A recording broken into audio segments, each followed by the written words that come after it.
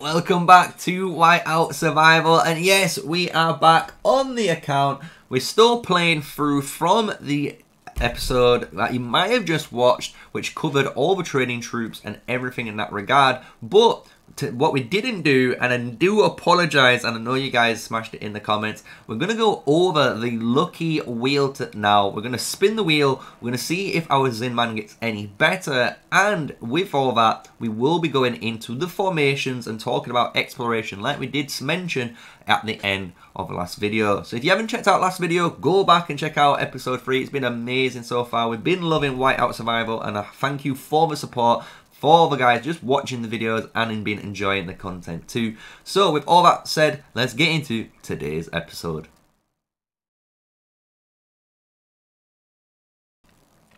Hello everyone, so yes, the lucky wheel is here. I do apologise for forgetting to put this in. That last episode was dragging a little bit too long, so I didn't want to go too crazy on it, but we're going to go over the lucky wheel. We're going to spin it. We're going to see how far it pushes our account in the Hall of Chiefs, and we're going to also then go over some formations you can be using in the arena as well as the exploration. So it's going to help you guys hopefully push a little bit more further than you would actually be expecting. So if you've been enjoying this content, smash a like, comment and subscribe to the channel. My name is MrSneakyy. We do Call of Dragons content mainly on the channel, but as you've been seeing, we've been dabbling in some Whiteout Survival and having a blast playing it so far. So with this, let's get into try and get in the wheel. So the wheel is for Zinman here, and Mr. Zinman is a marksman engineering based hero, which basically means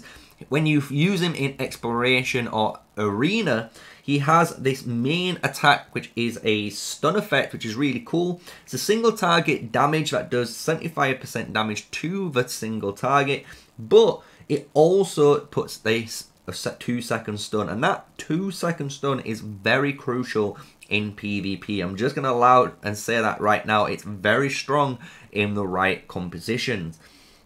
From here, we have a big 150% fortifying boost on his health and his defense. Really insane amount of boost when he's fortifying position, which is really good.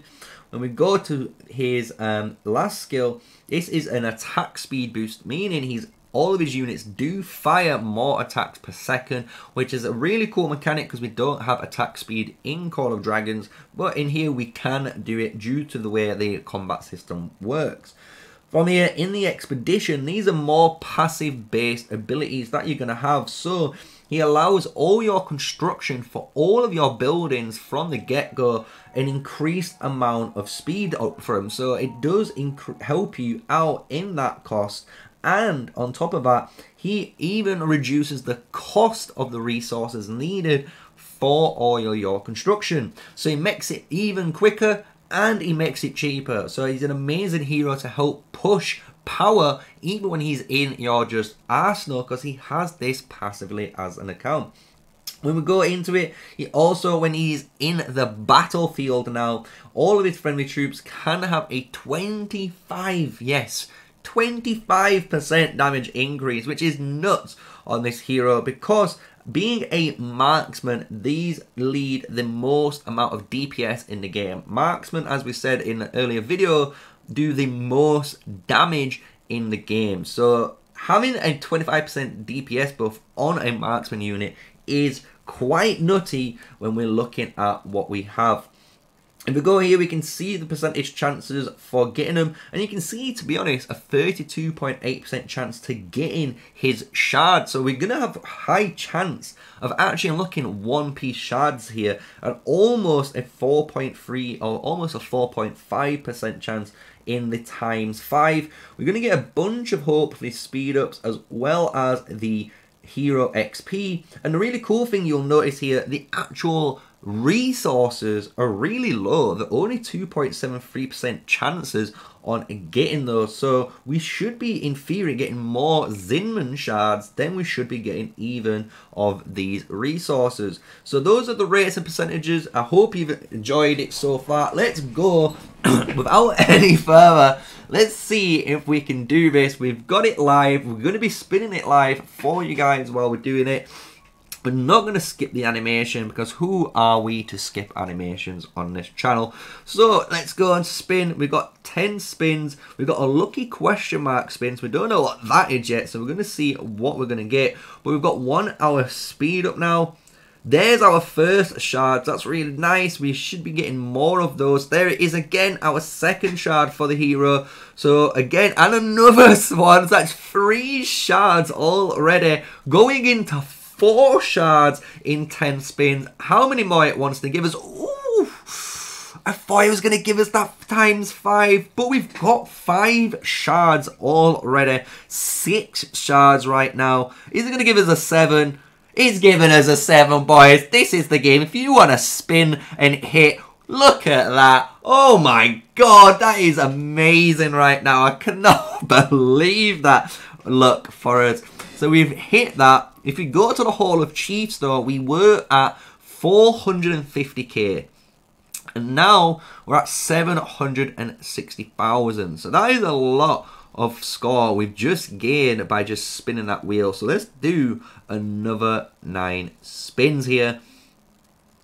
Ooh, we've got 1. We want to try and hit the 5. We haven't hit the 5 yet, but we've got 2 now. Maybe if we get all 10, we can't complain. No, we're going for 3. Is it going to go 4 for 4? Ooh, it does it every time. 1 away, guys. But it's giving us some hero XP there. So at the moment we've got 20. But we did it! Yes! Let's go! We did it! We got 5 off this spin. So we've got 8 already. Now we're on 9 of these. If we're going to get 1 more, can we make it 10? Oof. We can't. Oh, we got 1 more spin. I made it wrong. We can! Yes! Let's go! Look at that, dude. So we just got in total 10 Zinman sculptures and over 40k hero XP. So we can be pushing our heroes even further here, which is absolutely nuts. I am loving this wheel right now. We're going to claim actually the chest at the top as well because we've got 2 of those pop-ups, so we can gain another 5 heads and those books there, which we're going to explain in a moment when we go into the hero upgrade section of it. We've got another 10 and another 10 of those books as well, which is really good for the skill upgrades when we go to it. So let's see if we can spin another 9 times. Let's see how lucky we are in this 9. I am loving this game so far. I hope you've been enjoying this video with the lucky spin involved, because it is honestly a reward manic, just craziness. I just can't even comprehend how many rewards you will be getting potentially if you spin these wheels on this game. So when we look at the question mark here, oh, we clicked it. Oh no, we didn't mean to click it. No, but we only got 2. You know what? I'm glad we clicked it. It was a bad 10 spin there. Look, we only got 2 sculptures, but we got 1, 2, 3, and then we've got 6, 9 hours worth of speed ups, plus another 20k XP and a bunch of resources. What we're going to do though, I'm going to click on that question mark, and the question mark is, if you land on it, can be one of these goodies here. So if you land on the question mark, you could get one of these potential basically rewards for your account. If we click on this one again, you're going to get one of these below. So that is what the question mark is, so we know what we are entailing on that. So we've got our last 9 spins, and the cool thing is we're going to get some more rewards for Zinman. So we're going to see how well we are doing. We're at rank 58 now on the leaderboard, and we still got to do another 9 spins and potentially another 9 with the gems. So we're going to check out how much the gem cost is after we hit this spin, because that is the one thing we're all wondering. How many gems does it cost to actually do this? Because as you can tell, I actually got a couple of the bundles for you guys to make this video, so you can appreciate actually how fun you can be when you're spinning some of these wheels on this game. So we've got 2 Zinman heads already. We're on 3. Can we make it 4? And can we potentially get another 5 times on that jigsaw puzzle to make it 8? But we've got 4 at the moment. We're on 30k as well on the XP. So we've got 5. We're doing really good, to be fair. We're going to do a load of upgrades on this Zinman here. So we did get 5 more heads, as well as 30k XP for our heroes and 1 hour speed up. So not it's not bad, and it's not the amazing end. But if we click onto now the reward section here, we get another 20 of these sculptures, as well as the skill upgrades for his main abilities. So we've run out of tokens, and we can hit spin here 9 times, and in total it costs us 13,500 gems, and that will give you the 9 tokens you need, or it's 1,500 gems, and that will give you the 1 spin. So what we're going to do is spin it one last time with all the gems. We've got 15.7k, so let's go and hit this spin. Let's give us some good luck. We've got 1 already. Let's make these gems worthwhile. We've made it 2. Can we go for the massive 10 out of 10? We can't. The game doesn't like us. It hates us. It wants us to be fair and get some XP and some random goodness. But there's our 3rd Zinman head. Can we make it 4? We've got some resources. We'll take some resources, to be fair, because we are quite low on them now from upgrading. But we're on 4. Can we make it 5? We make it into 5. We've got 2 more spins to go. We've got a question mark. We don't know what's going to be. Can we get the final one? Ooh, we get 6. We almost got the ×5. Hopefully on the next go, when he comes around, we might be able to spin him some more times. So let's go into the hero sections, because now you can see why we've been doing that. We go to the star upgrade, and we've got 72 extra puzzle pieces for him. So when we ascend him now, he's going to gain a bunch of power, and as you can see, he upgrades his skills. So when we go and we're going to upgrade him a couple of more times until the game says we cannot, and there we go, we've upgraded him a total of 5 times there. We've got almost, hopefully, enough shards in the general area later on when we get some. Only 3 away to get him 1 more, which I'm honestly astounded by. The fact that we can get some universal puzzle tokens and just finish him off is happy days for me. Cool thing as well, since we upgraded the skills, we can unlock law, and that law gives us some gems for doing that. But as you guys know, we've been going for the upgrade. So right now what we're going to do is upgrade his main skill, because that's going to do all the damage. We're also upgrading the bottom skill now, because now we are at a nice 3-2-2 area across here. But we are going to upgrade his positional barrier. This is granting all of his troops extra damage, which is an absurd amount of already. 15%, and he is definitely most likely going into the main lineup now with the characters we have. So what we're going to do as well, we're going to unequip all of these here off our Bahiti, and we're actually going to go to Zinman and quick equip him. He also has the woodpecker, and this is one thing we didn't showcase, and every legendary hero has an exclusive weapon for their kit. So here's the woodpecker. He shoots this nail gun at you, and when you do get it, you can see you get some extra abilities for your hero, but this is only exclusive to the legendary base heroes. So now let's quickly equip back the guys we had, and we're going to go and see how well we did with the XP, because now you can see we can claim all of it. We got over 270k, so we can try and level up our 46 heroes here. And we go to the drill camp, we're going to look, and we have all 46, which is great. So we are going to go and level up now our main hero, so that is going to be Molly that we've been working on. We're also going to level up Sarge, because Sarge is our main front line, and by leveling up that main front line, it's going to just give us that bit of a punch forward for the account.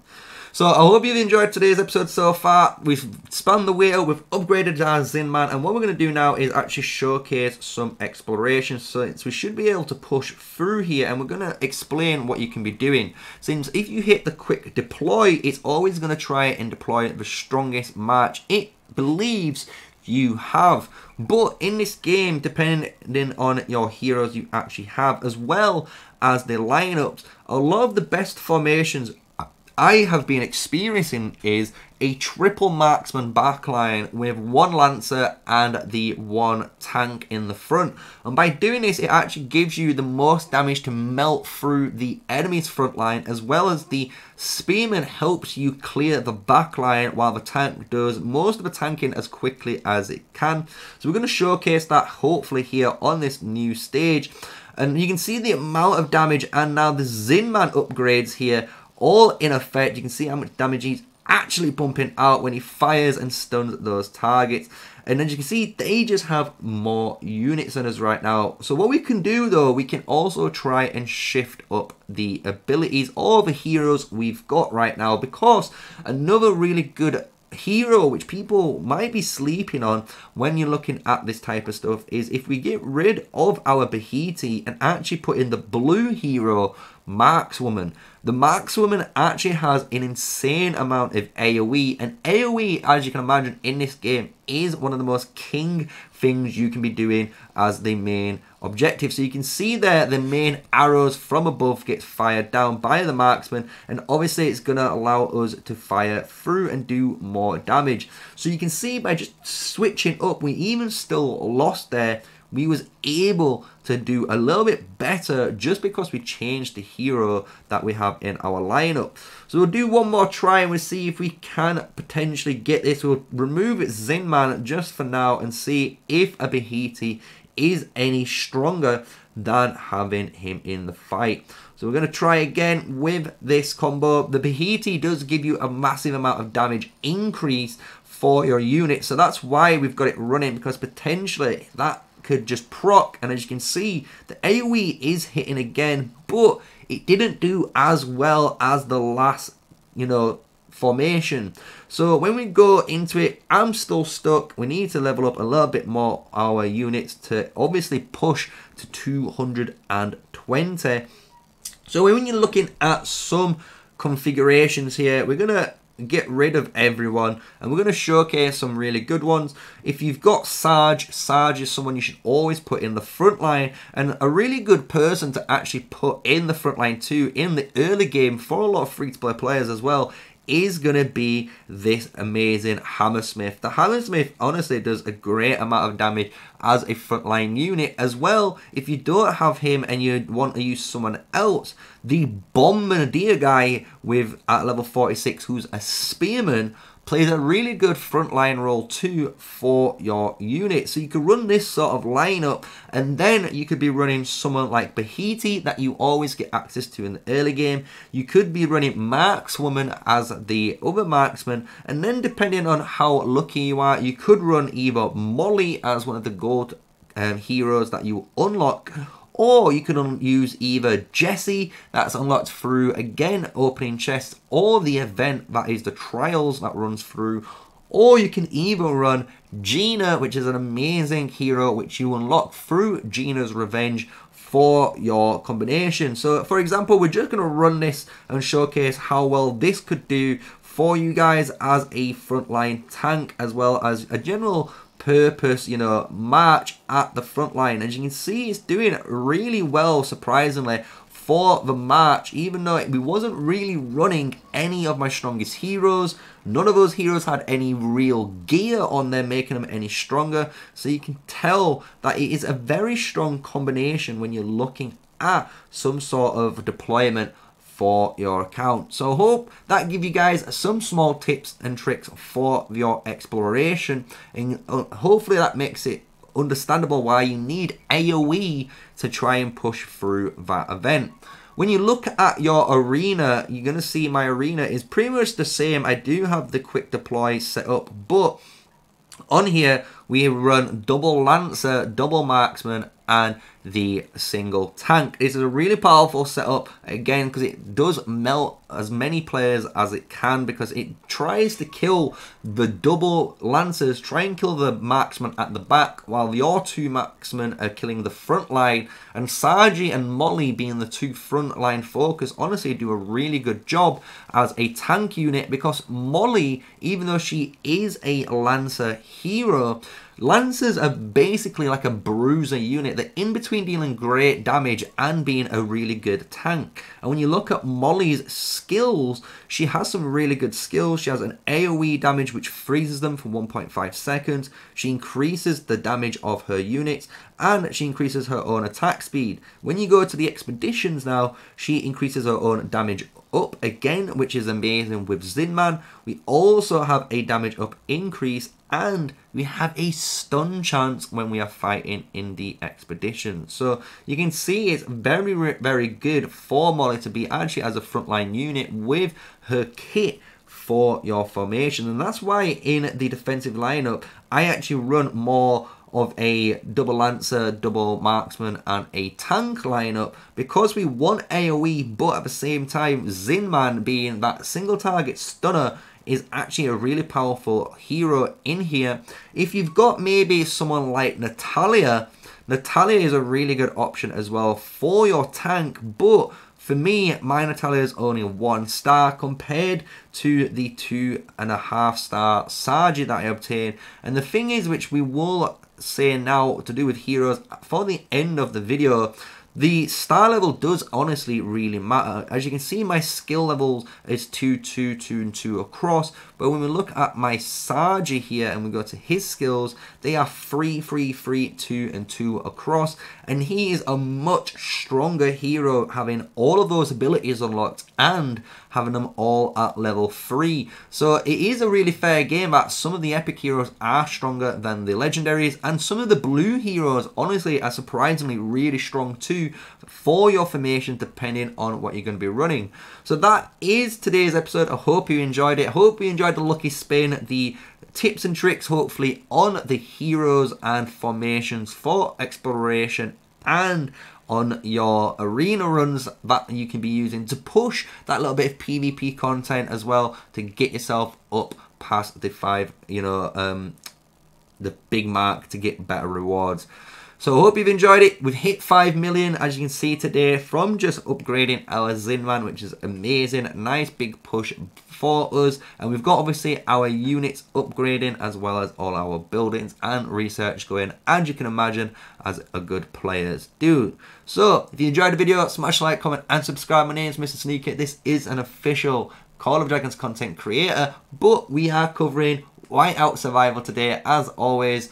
A really great fun video, and to be honest, a really fun game for you guys to try it out and play. I hope you do and give it a fair shot and give it a few days and not just put it down after one day, because as you guys know, a kingdom building game like this doesn't basically show the true potential within the first day. It normally takes about a week or 2 weeks of playing to get a real good gist of what the game is, and by then hopefully everyone, including myself on the channel, will have a good look and maybe, do we enjoy it or do we not enjoy it, So I hope you guys follow through and keep enjoying the series for this game, and hope you enjoy the Call of Dragons content with what we've been putting out as well through the week for the channel. So with all that said, stay safe, stay sneaky, and peace out everyone.